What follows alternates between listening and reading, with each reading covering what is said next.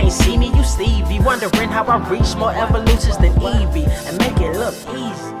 What's up, Earth's mightiest subscribers? It's Blerd without fear. Welcome back to the channel. Alright, today's video, I'll be reviewing Batman One Bad Day, Mr. Freeze, #1 by Jerry Duggan and Matteo Scalera. Okay, this is a story that is very interesting to me because, well, the other One Bad Day comics, the issues in this, this tale, this kind of anthology style series where we're getting a deeper dive into some of Batman's most iconic villains, just kind of going with the idea of all it took was one bad day for these characters to become who they are, or dive even further into the people that they would ultimately become. And this issue focuses, as one would imagine, on the character of Dr. Victor Freeze, aka Mr. Freeze. The character of Mr. Freeze has always been one of my favorite Batman villains. It's largely thanks to his appearance in the Heart of Ice episode of Batman the Animated Series. But all of that aside, the character, thanks to that, has become so much more iconic than what they already were. That animated series is largely responsible for Mr. Freeze being the way he is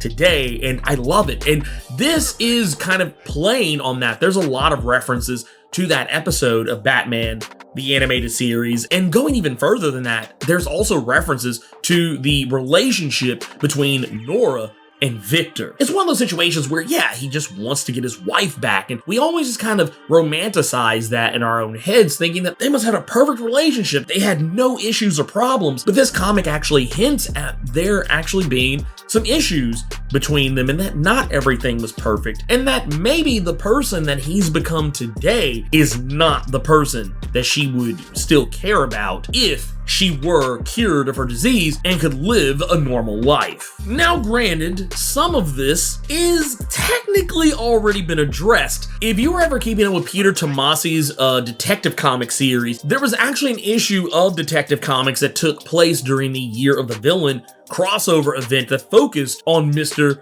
and Mrs. Freeze, and in that we learned Nora actually was down with what Victor was doing, so you just kind of have to go with this one, honestly. But I like it because it's not just a case study on how different Mr. Freeze and Dr. Freeze were from one another, and what Nora would possibly feel about Mr. Freeze knowing him as he is today versus who he was, but it's also about how Batman handles his villains, and more importantly, how Dick Grayson handles those same villains. Where Batman isn't quite as compassionate towards the plight of Mr. Freeze as Robin is, and how they try to tackle this, whereas instead of just beating the shit out of him, are they gonna try to rehabilitate him, to give him an opportunity to be better? And once again, this is something that I feel doesn't get talked about enough when it comes to vigilantism in superhero comics. We have seen it more recently with Chip Zdarsky's Daredevil series,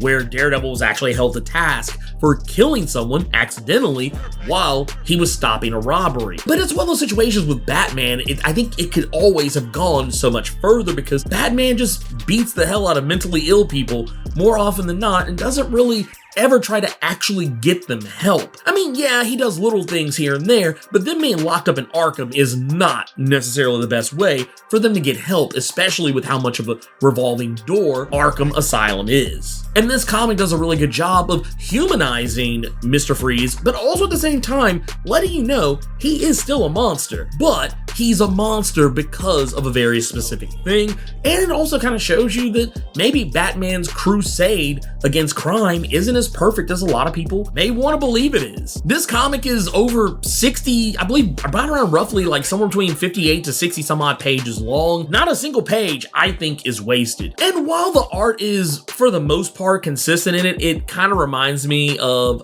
Sean Gordon Murphy's art style just a little bit. Not 100%, but just if you've been keeping up with the Batman White Knight comics, or the White Knight verse side of things with Batman, I can see where you would think for a few seconds this might be Sean Gordon Murphy, but but it's not. But that said, I think this comic does a fantastic job, and I really like it. I think this might actually be my personal favorite of the Batman One Bad Day issues that we've seen up to this point. Like, we've had issues for Penguin, Two-Face, and Riddler, I think, up to this point, but yeah, I think this might be my favorite one. But anyways, if you want to know more about what's been going on with Batman lately, check out this playlist right here. And in the meantime, let me know what you thought about Batman One Bad Day, Mr. Freeze #1. Keep it plus ultra and sound off in the comments.